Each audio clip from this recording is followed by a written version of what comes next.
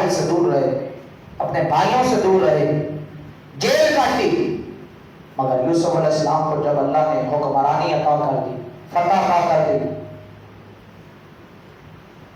انہوں نے اپنے بھائیوں کو معاف کر دیا کہ آج آپ اس طرح معاف کر دیں۔ آپ صلی اللہ علیہ وسلم سے فرمایا یہی ہمیں آپ سے توقع ہے۔ اس جواب پر آپ صلی اللہ علیہ وسلم نے یہ جملہ ارشاد فرمایا کہ جو حضرت یوسف علیہ السلام نے اپنے بھائیوں کے لیے فرمایا تھا، فرمایا لا تثریب علیکم اليوم، آج کے دن آپ سے کوئی پوچھ گچھ نہیں ہوگی۔ فرمایا کہ اذهبوا فانتم طلقاء، فرمایا کہ جاؤ تم سب کے سب آج کے دن آزاد ہو۔ آج میں نے تمہیں آزاد کر دیا، آج تمہارے سے بدلہ نہیں لیا جائے گا۔ آقا علیہ السلام یہ فرمائے اور امتی کھڑے ہو کر ان کے گھروں کو جلا دے، ظلم اور تشدد کرنے لگ جائے، ان کے عبادت خانے کو جلا دے، کہاں سے کی مسلمانی ہے؟ 1450 سال کی تاریخ یا 1400 سال کی تاریخ میں تو ایسا کہیں عقیدہ نہیں رہا، اور پھر جلانا بھی ایک ممبر اور محراب کے وارث کے کہنے پہ۔ ایسے مفتیان اعظام کہاں سے آ گئے؟ کون سی یہ دین کی خدمت ہو رہی ہے؟ کون سی میں مسلمانی ہے؟ کیا دین پڑھا ہے اور کیا لوگوں کو دین پڑھا رہے ہیں؟ پھر اگر قانون کی نظر میں بھی دیکھیں، قانون ہر ریاست کا قانون ہوتا ہے، تو قانون بھی اس چیز کی اجازت نہیں دیتا۔ امام ابو یوسف، امام اعظم ابو حنیفہ رحمۃ اللہ تعالی علیہ، جن کے ہم مقلد ہیں، اپنی کتاب شرح آفاق تصنیف کتاب الخراج میں لکھتے ہیں، وہ کہتے ہیں کہ عہد نبوی اور خلافت راشدہ میں تعزیرات اور دیوانی قانون دونوں میں مسلمان اور غیر مسلم دونوں کا درجہ ایک برابر تھا، ان کا درجہ برابر تھا۔ اور حضور صلی اللہ علیہ وسلم کے زمانے میں ایک دفعہ مسلمان نے غیر مسلم کو قتل کر دیا، آپ فرماتے ہیں حضور نے بدلے کے طور پر اس غیر مسلم کو جب قتل کیا تو اس مسلمان کو حضور نے قتل کیا تاکہ برابری قائم ہو جائے، اور فرمایا حضور نے حکم دیا انا احق من اوفا بذمته، فرمایا کہ میں زیادہ حق رکھتا ہوں ذمیوں کے حق کے اوپر کہ ان کا میں حق ادا کروں، اور میرا یہ سب سے اہم فرض ہے۔ کیوں؟ میں لیڈر ہوں، میں نبی ہوں، اگر میں ایسا کروں گا تو لوگ میرے کرنے کے باوجود یہ کر رہے ہیں، تو جب میں خود ایسا کروں گا تو پھر لوگوں کے کیا حالات ہوں گے؟ پھر تو لوگ زندہ چلانے کی کوشش کریں گے، بربریت کی بھیٹ چلا دیں گے، لوگ ایسے حالات پیدا کر دیں گے۔ اور پھر جب ہم پڑھتے ہیں حضرت علی رضی اللہ تعالیٰ عنہ کے پاس ایک مسلمان کو پکڑ کر لایا گیا جس نے غیر مسلم کو قتل کر دیا، پورا ثبوت موجود تھا، اس لیے حضرت علی نے بدلے میں قصاص میں اس مسلمان کو قتل کیے جانے کا حکم دیا کہ اس نے غیر مسلم کو مارا لہذا مسلمان کو مارا۔ قاتل کے ورثاء نے مقتول کے بھائی کو معاوضہ دے کر معاف کرنے پہ راضی کر لیا، اس نے کہا میرا بھائی تو چلا گیا لہذا اب اس کو کیا معاف کرنا، لہذا اس سے دیت لے کے مجھے دے دیں۔ تو حضرت علی المرتضیٰ رضی اللہ تعالیٰ عنہ نے اس طرح اس کو دیت ادا کر کے اس کو چھوڑ دیا۔ حضرت علی کو جب اس بات کا علم ہوا کہ لوگ یہ چاہتے ہیں کہ دیت ہو، تو آپ نے فرمایا کہ شاید لوگوں نے ان کو ڈرایا دھمکایا ہے، اس وجہ سے لوگ یہ کہہ رہے ہیں۔ اس نے کہا کہ یہ بات نہیں ہے، ہم ڈر کی وجہ سے یہ نہیں کہہ رہے کہ لوگوں نے ہمیں ڈرایا ہے، ہم اس وجہ سے کہہ رہے ہیں کہ ہمارا بھائی جس نے جانا تھا وہ تو چلا گیا، اب ہم نے اس کی جان لے کے کیا کرنا ہے۔ پھر غیر مسلم کے اندر یہ اتنا احساس ہے، آج مسلمان سگا اپنے بھائی کو مار رہا ہے، چھوٹی چھوٹی باتوں کے اوپر مار رہا ہے، وہ جان کا دشمن تھا بھائی کو مار دیا، انہوں نے اتنا بڑا جگرا دکھایا، کہا ہمارا جانا تھا وہ چلا گیا، ہم نے مار کے کیا کرنا ہے، بدلہ لے کے کیا کرنا ہے، ہمیں اس کی دیت دے دیں، پیسے دے دیں۔ اس پر حضرت علی نے فرمایا تمہاری مرضی ہے، تم زیادہ بہتر سمجھتے ہو، تم نے کیا کرنا ہے، لیکن ہماری حکومت کا یہی اصول ہے، فرمایا کہ من کان له ذمتنا فدم، فرمایا کہ جس کے ذمہ جو ہوگا اس کا جواب دے گا، اس سے اس کا لیا جائے گا ذمہ. اور فرمایا کہ جو ہماری غیر مسلم رعایا میں سے کسی کو قتل کرے گا، فرمایا کہ ہمارا قانون یہ کہتا ہے کہ خون کا بدلے میں خون دیا جائے گا، اور اس کی دیت ہماری دیت کی طرح ہے. اگر ہماری دیت 100 اونٹ ہے تو غیر مسلم کی دیت بھی 100 اونٹ ہے. امام ابو حنیفہ رحمۃ اللہ تعالیٰ علیہ آپ نے فرمایا کہ یہودی، عیسائی اور مجوسی کی دیت یعنی اس کی جو قیمت ہے وہ آزاد مسلمان کے برابر ہے. اگر آزاد کی 100 اونٹ ہے تو غیر مسلم کی بھی 100 اونٹ ہے. یہ ہمارے جس فقہ ہمیں جس کا مانتے ہیں وہ امام خود کہہ رہے ہیں، قرآن یہ کہہ رہا ہے، قرآن و حدیث یہ فیصلہ کر رہے ہیں. ایک دفعہ حضرت عمر بن عاص یہ مصر کے والی تھے، مصر کے حکمران تھے. ان کے بیٹے نے غیر مسلم کو ناحق قتل کر دیا. مصر کا والی تھا، اس کے بیٹے نے قتل کر دیا. خلیفہ وقت اس وقت حضرت امیر المومنین عمر فاروق رضی اللہ تعالیٰ عنہ، ان کے پاس جب گئی تو اس کی شکایت دی تو انہوں نے سر عام پبلک کے سامنے مصر کے گورنر کے بیٹے کو سزا دلوائی اور ساتھ فرمایا کہ تم نے کب سے آزاد لوگوں کو غلام سمجھ لیا ہے؟ اللہ نے تو سارے لوگوں کو آزاد پیدا کیا ہے، تم حکمران کے بیٹے ہو کر مار رہے ہو اور ان کو غلام بنا لیا، تم نے غلام سمجھ لیا. اللہ نے تو سب کو آزاد پیدا کیا، تم نے کب سے کو غلام بنا لیا. دوسرے اسلامی خلیفہ راشد یہ فیصلہ کر رہے ہیں اور آج امتی کھڑے ہو کر ان کے گھروں کو جلا دے اور ان کے عبادت خانے کو جلا دے. بھئی قرآن کی توہین اپنی جگہ پہ، ہم اس کے اوپر کبھی بھی کمپرومائز نہیں کرتے، مگر یہ کام عام پبلک میں سے کسی کا حق نہیں ہے، وہ جو مرضی کر دے. جب اب دیکھیں ہماری تاریخ کو اٹھائیں، جب سری لنکا کے ایک مینیجر کے ساتھ ہمارا معاملہ بنا، وہاں پر لوگوں نے کیا کیا؟ اس کو مار دیا، یہ گستاخ ہے، اور اس کے ایک جسم کا ٹکڑا نہیں بچایا، ہڈیاں توڑ دی اور جلا دیا. جب اتنا بڑا ظلم اور تشدد ہوگا، پھر ہمارے ادھر مرید میں فیکٹری کے پاس ایک ان کی آپس میں دشمنی تھی اور انہوں نے مجھ کو گستاخ بنا کے اس کو مار دیا. سب لوگ جانتے ہیں ادھر ہوا. پھر ماضی کو آپ دیکھیں تو ماضی کے اندر ایسے معاملات ہوئے.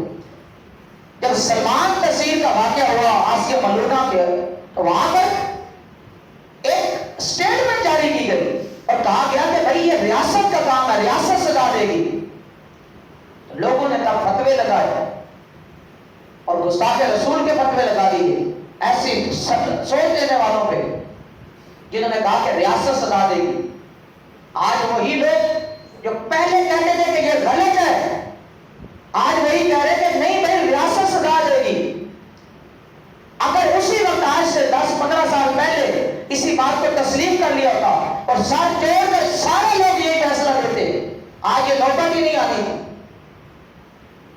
ہمارا المیہ کیا ہے؟ قوم کو متشدد بنایا جا رہا ہے، قوم کی ذہن سازی کی جا رہی ہے اور ایک پلان کے ساتھ قوم کو خود ساختہ قائد دے کر وہ کہہ دیے جا رہے ہیں جس کے ذریعے سے قوم قرآن و حدیث سے دور ہو کر دوسرے انسانوں کو قتل کر رہی ہے، مار رہی ہے. بھئی کوئی بھی گستاخ ہے، کسی عام بندے کا حق کبھی بھی نہیں بنتا. سب سے پہلے جب بھی کوئی گستاخی آپ کے سامنے کرتا ہے، آپ کے پاس گواہ ہونے چاہیے.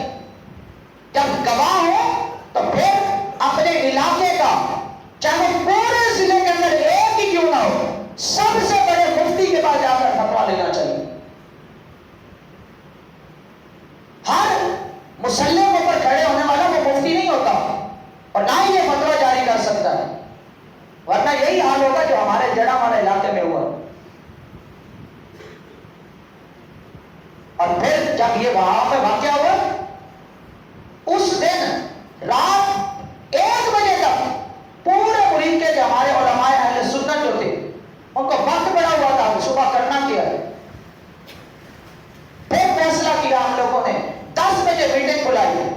پیر سید ملام حسین شاہ صاحب سید زین العابدین کے مدرسے جامعہ کریمیہ صدیقیہ میں، وہاں پر اہل حدیث دیوبند اور اہل سنت کے جتنے علماء تھے ان سب کو بلایا گیا، ایک پلیٹ فارم پہ کیا گیا، ایس ایچ او آئے، وہاں پر فیصلہ ہوا کہ بھائی ہر مقدسات جتنی بھی مقدسات ہیں کسی کی توہین کرنے کی کسی کو اجازت نہیں ہے، چاہے وہ قرآن ہو، تورات ہو، زبور ہو، انجیل ہو، جب اجازت نہیں ہے مقدسات کی توہین کی تو کسی کو قتل کرنے کی بھی اجازت نہیں ہے۔ اور پھر احتجاج کر کے مطالبہ کیا گیا کہ ریاست جب بھی ایسے واقعات ہوں تو جو مجرم ہو اس کو سزا دے، جب ریاست سزا دے گی تو کوئی کیسے کوئی کھڑا ہو کر کسی کو قتل کرے گا، کسی کے گھروں کو کیسے جلائے گا، کسی کے عبادت خانوں کو کیسے جلائے گا۔ اس لیے ہم سب کا فرض بنتا ہے کہ ہم لوگ جب بھی ایسا کوئی معاملہ ہو حوصلے کے ساتھ کام لیں۔ یہ محبت رسول عشق رسول نہیں ہے کہ بندہ کسی انسان کو جلا دے، زندہ جلا دے، اس کو آگ لگا دے، اس کے گھروں کو جلا دے، یہ کبھی بھی عشق رسول نہیں ہے۔ یہ رسول اللہ سے وفا نہیں ہے، رسول اللہ سے جفا ہے۔ انہوں نے فرمایا کہ جو ایسا کام کرے گا کل قیامت کے دن خود میں اس کے خلاف مقدمہ لڑوں گا، بلکہ اللہ نے فرمایا کہ میں اس کے خلاف مقدمہ لڑوں گا۔ کون سے عشق رسول ہے، کون سی محبت آپ تقسیم کر رہے ہیں؟ اب اندازہ لگائیں کہ حضور صلی اللہ علیہ وسلم نے اتنی تک اجازت دی ہے، فرمایا کہ غیر مسلم جس بھی علاقے میں رہتا ہے، فرمایا کہ وہ اپنے علاقے کے اندر جہاں اس کی اکثریت ہے وہاں پر اس کو اجازت ہوگی، فرمایا کہ اس کی شراب اگر کوئی ضائع کرتا ہے غیر مسلم کی، اس کا سور اگر وہ کھاتا ہے، اس سور کو ضائع کرتا ہے، کوئی مارتا ہے مسلمان، فرمایا کہ مسلمان سے اس کی قیمت لے کر اس کو ادا کی جائے گی۔ رسول اللہ نے یہاں تک فرمایا ہے شراب کی قیمت لے کر ادا کی جائے گی۔ شراب اسلام میں حرام ہے، اگر غیر مسلم پیتا تو جائے، ہاں اس کے لیے یہ ہوگا نا کہ جس علاقے میں رہتا ہے وہ چھپ کر وہاں پر پیے گا اپنی آزادی میں، جب مسلمانوں کے علاقوں میں رہے گا تو سر عام شراب نہیں پیے گا، حرام گوشت نہیں کھائے گا۔ تاجدار کائنات صلی اللہ علیہ وسلم یہاں تک بتایا۔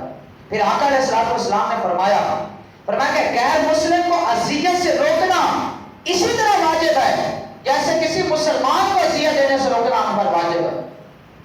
اگر مسلمان کے اوپر ظلم ہم نہیں کر سکتے تو غیر مسلم پر بھی آپ ظلم نہیں کر سکتے۔ اور پھر حضور صلی اللہ علیہ وسلم نے فرمایا مختلف ادوار جتنے بھی دور گزرے ہیں ان کے اندر گرجا گھر اور کلیسے جو تھے وہاں اسلامی حکومت میں رہے، خود اسلامی خلافت راشدہ کے اندر بھی رہے ہیں، گرجا گھر رہے ہیں، اور کبھی بھی ان کو ہلکی سی تکلیف بھی نہیں دی گئی۔ حکومت نے اس کی حفاظت کی اور غیر مسلموں کو ان کی عبادات میں رہنے کی اجازت دی، اور شریعت جو پرسنل ان کے لا ہے، قانون ہے، فرمایا کہ ان کو ان کے مطابق طے کیا جائے گا اور ان کو آزادی ہوگی۔ یہاں تک کہا گیا کہ جو بستیاں اور مقامات مسلمانوں کے شہروں میں نہیں ہیں، بستیاں ایسی ہیں مسلمانوں کے شہروں میں نہیں ہیں، علاقوں میں نہیں ہیں، ان میں جو ذمی ہیں غیر مسلم ہیں ان کو شراب پینے کی اجازت ہوگی، خنزیر بیچنے کی اجازت ہوگی، سلیم جو نکالتے ہیں عیسائی اس کی اجازت ہوگی، ناقوس بجانے سے ان کو نہیں روکا جائے گا، خواہ وہ مسلمان کتنی ہی کثیر تعداد میں وہاں کیوں نہ ہو، ان کا علاقہ ہے تو ان کو اجازت ہوگی۔ اور پھر کہا کہ یہ افعال مسلمان آبادی کے شہر میں مکروہ ہیں، وہاں پر نہیں کر سکتے۔ جہاں جمعہ اور عیدین قائم کی جاتی ہیں وہاں پر شراب وہ نہیں پیئیں گے، وہاں پر وہ کوئی کام نہیں کریں گے۔ ایسا رہا وہ فسق، وہ حرام کا جس کے وہ قائل ہیں، جیسے زنا ہے، فرمایا کہ زنا کی ان کو اجازت نہیں دی جائے گی کیونکہ ان کا مذہب ان کو روکتا ہے۔ بے حیائی اور دوسرے تمام فواحش قسم کے کام ان کا مذہب ان کو روکتا ہے، اس کی ان کو اجازت کسی بھی جگہ پہ نہیں ہوگی۔ اسلام یہاں تک اجازت دے رہا ہے، اسلام نے تو یہاں تک کہا کہ غیر مسلم اگر ذبح کرتا ہے اللہ کا نام لے کر، وہ غیر مسلم عالم کتاب ہے، اس کا ذبیحہ کھایا جائے گا۔ غیر مسلم کی لڑکی کے ساتھ یا لڑکے کے ساتھ اگر کوئی نکاح کرتا ہے اس کے ساتھ نکاح جائز ہے۔ ہم کون سا دین کی خدمت کر رہے ہیں اور کون سا دین ہمیں پڑھایا جا رہا ہے، کون سا مذہب کو فالو کر رہے ہیں؟ بدقسمتی ہماری یہ ہے کہ ہمارے سامنے ہم نے منبر اور محراب کے وارث ایسے لوگوں کو بنا دیا ہے جو کام نعت خانوں کا کام تھا وہ علماء کرام نے پکڑ لیا ہے. شعر و شاعری کرنا یہ نعت خان کا کام ہے. علماء کرام کا کام کیا ہے؟ وہ لوگوں کو قرآن و حدیث کے مطابق صحیح تعلیمات دیں. جب وہ صحیح تعلیمات دیں گے تو قوم کے لیے آزادی ہوگی. اسلام میں امام محمد بن حسن شیبانی جو امام اعظم ابو حنیفہ کے شاگرد ہیں، اول شاگردوں میں سے، وہ فرماتے ہیں کہ اگر کوئی مسلمان اسلام سے پھر جائے، اسلام سے پھر جاتا ہے، دوبارہ اسے اسلام کی دعوت دی جائے گی. اگر وہ اسلام قبول کر لے تو ٹھیک ہے، ورنہ اسے قتل کر دیا جائے گا، اس کو مار دیا جائے گا. فرمایا کہ تاہم اگر وہ غور و فکر کے لیے کچھ مہلت مانگتا ہے، وہ کہتا ہے کہ مجھے مہلت دی جائے، میں غور کرتا ہوں، سوچتا ہوں اپنے فیصلے کے اوپر، تو فرمایا کہ اسے 3 دن تک کی مہلت دی جائے گی. کہ اپنی مرضی سے اسلام کو چھوڑ رہا ہے، اسلام کہتے ہیں اس کو 3 دن کی مہلت دو. یہاں پر گستاخی ہو، توہین ہو، اور چند گھنٹوں کے اندر لوگ ان کو عبادت خانوں کو جلا دیں، ان کے گھروں کو جلا دیں، یہ کون سی مذہب کی خدمت ہو رہی ہے؟ اسلام نے یہاں تک کہا ہے کہ اگر کوئی مرتدہ عورت ہو، وہ عورت اگر اسلام سے پھر جاتی ہے تو فرمایا کہ اس کو حاکم کے سامنے، بادشاہ کے سامنے پیش کیا جائے گا، اور وہ اگر اپنی ارتداد کا انکار کرتے ہوئے وہ گواہی دیتی ہے کہ میں اللہ کو ایک مانتی ہوں اور محمد صلی اللہ علیہ وسلم کو رسول مانتی ہوں، تو فرمایا اس کی توبہ قبول کی جائے گی. اب بھائی دیکھ تو لیں گستاخی جو کر رہا ہے کیا وہ مجنون تو نہیں ہے، پاگل تو نہیں ہے؟ ہر بندہ اگر فیصلہ کرنے لگ جائے پھر وہی حالات ہوں گے جو ہمارے معاشرے کے حالات ہو رہے ہیں. سگا بھائی بھائی کا گلا کاٹ رہا ہے، بہن بہن کے خلاف کھڑی ہے، بیٹی ماں کے خلاف کھڑی ہے. کون سا اسلام ہمارے سامنے ہے؟ اسلام نے تو یہاں تک کہا ہے، رسول اللہ صلی اللہ علیہ وسلم نے اتنا تک غیر مسلموں کے ساتھ کیا ہے. حضرت سعید بن مسیب سے روایت ہے، اور فرماتے ہیں کہ رسول اللہ صلی اللہ علیہ وسلم نے یہودیوں کے گھرانے کو صدقہ دیا. جب صدقہ دیا تو ان کے وصال کے بعد بھی ان کو وہ صدقہ دیا جا رہا ہے. صدقہ وہ حضور کے بعد بھی ان کو دیا جا رہا ہے. حضور صدقہ دیتے رہے اور لوگ کھڑے ہو ان کو قتل کر دیں اور شہید کر دیں اور مار دیں. استغفر اللہ نعوذ باللہ. یہ کہاں کی سوچ ہے؟ حضرت زید بن حارث سے روایت ہے، وہ فرماتے ہیں ام المومنین نبی اکرم صلی اللہ علیہ وسلم کی زوجہ محترمہ حضرت صفیہ نے اپنے رشتہ داروں کو صدقہ دیا، حالانکہ وہ دونوں یہودی تھے. اور پھر جب صدقہ دیا تو جو 30,000 درہم کے عوض فروخت کیا دیا، 30,000 درہم تک ان کو صدقہ دیا جاتا رہا. اور پھر یہاں تک کہا گیا ہے کہ اگر کوئی غیر مسلمان ریاست میں رہتا ہے تو اگر وہاں پر کوئی بغاوت کرتا ہے اور وہاں پر کوئی ایسا ضعیف انسان ہے جس کا کوئی خرچ اٹھانے والا نہیں ہے وہ غیر مسلم، اسلامی ریاست کا فرض بنتا ہے اس ضعیف بندے کی کفالت کرے، اس کا لین دین اس کو دے، اس کا حق دے. اسلامی ریاست یہاں تک کہتی ہے. اور پھر اسلامی ریاست جب ولید بن یزید نے رومی حملے کے خوف سے قبرص کا ایک علاقہ تھا، اس کے ذمی جو تھے ان کو زندہ جلا دیا، اور جب زندہ جلا کے شام کے وطن میں واپس آئے تو اس پر فقہائے اسلام اور مسلمان ناراض ہوئے. نہ کہا کہ قبرص کو کیوں جلا دیا گیا، وہاں کے لوگوں کو کیوں جلایا، اور اسے گناہ سمجھا گیا. پھر جب یزید بن ولید کی حکومت آئی تو اس نے ان کو دوبارہ قبرص میں لے جا کر آباد کر دیا، اور اسے عوام الناس نے کہا کہ آپ نے بہت اچھا کام کیا ہے. اور پھر اسی طریقے سے ایک اور واقعہ اسلام کا ہے کہ جب ولید بن عبد الملک کے دور کے اندر ہوا یہ کہ ایک یہودی تھا، حضرت عمر رضی اللہ تعالیٰ نے ایک بوڑھے شخص کو دیکھا، اس نے کہا کہ اس کو زندگی بھر کے لیے جو یہودی تھا اپنا کما نہیں سکتا تھا، اس کو حضرت عمر نے پوری زندگی کے لیے بیت المال سے اس کا وظیفہ مقرر فرمایا. اسلام میں یہ بھی ہے کہ جب سرکش عمراء نے اس کے خلاف بغاوت کی، ولید بن عبد الملک یہ اموی تھا، اس سے دمشق کا ایک کنیسہ تھا جس کا نام تھا یوحنا، اس کو زبردستی عیسائیوں سے چھین کر مسلمانوں کے حوالے کر دیا. نام سن لیں دوبارہ، ولید بن عبد الملک اموی، یہ اموی خلیفہ تھا. اس نے دمشق کے اندر ایک کنیسہ تھا جس کا نام تھا یوحنا، اس کو زبردستی عیسائیوں سے چھین کر مسلمانوں کو دیا. جب مسلمانوں کو دیا تو بلازری اپنی تاریخ کے اندر نقل کرتے ہیں، وہ کہتے ہیں کہ حضرت عمر بن عبد العزیز رضی اللہ تعالیٰ جن کو خلیفہ ثانی کہا جاتا ہے، جب ان کا دور آیا تو انہوں نے کیا یہ کہ اس کی شکایت کی عیسائیوں نے، کہا کہ آپ کے حکمرانوں نے یہ کیا ہے، ہمارا عبادت خانہ اپنے حوالے لے کر مسجد بنا لیا ہے. تو آپ نے حکم دیا کہ جتنا حصہ گرجا گھر کا تھا، فرمایا کہ اس گرجا گھر کو گرا کر، یا مسجد تھی اس کو گرا دیا جائے اور وہ زمین ان کے حوالے کی. وہاں پر ایک ہی جگہ پہ ایک طرف مسجد میں لوگ عبادت کرتے تھے، اس کے ساتھ ہی عیسائیوں کو اجازت دی کہ یہاں پر تمہارا گرجا گھر تھا، تم عبادت کرو. اب اندازہ لگائیں کہ ہماری اسلامی ریاست اور اسلامی تاریخ یہاں تک کرتی رہی ہے، ان کو اتنے اتنے حقوق دیتی رہی ہے، اور ہمارے ہاں ظلم اور بربریت کی انداز اور مثال دیکھیں کہ کوئی عشق رسول نہیں ہے، کوئی محبت خدا نہیں ہے، قرآن کی محبت نہیں ہے کہ ہم لوگ غیر مسلم کوئی بھی کام کرتا ہے اس کو اس کی سزا دی جائے گی. یہ ہمارا موقف ہے. وہ ریاست اور سزا دے گی، عام بندے کو اجازت نہیں ہے. وہ اس کی ایف آئی آر درج کروائیں، ایف آئی آر درج کرانے کے بعد وہ وقت کے جو بھی فورسز ہیں، وہ پولیس ہے، فوج ہے، عدالت ہے، اس کے ذریعے سے اس کے حق میں سزا دی جائے گی. ہر بندے کو حق نہیں ہے کہ کسی کے گھر کو جلا دے، کسی کی جان کو اڑا دے، کسی کو مار دے. اللہ پاک ہم سب کو صحیح اسلامی تصور جو ہے وہ عطا فرمائے، اور اللہ پاک ہماری ریاست کے اندر جو آئے دن کوئی نہ کوئی سازش ہوتی ہے، یہ باقاعدہ پلانٹڈ ہوتی ہے، پیچھے سے ان کو سوچ دی جاتی ہے کہ آپ ایسا کریں، اور مسلمانوں کو وہ دہشت گرد بنانا چاہتے ہیں، عالمی سطح پہ دکھانا چاہتے ہیں کہ اسلام از اے ٹیررسٹ، اسلام ٹیررسٹ ہے، مسلمان ٹیررسٹ ہے، دشمن ہے.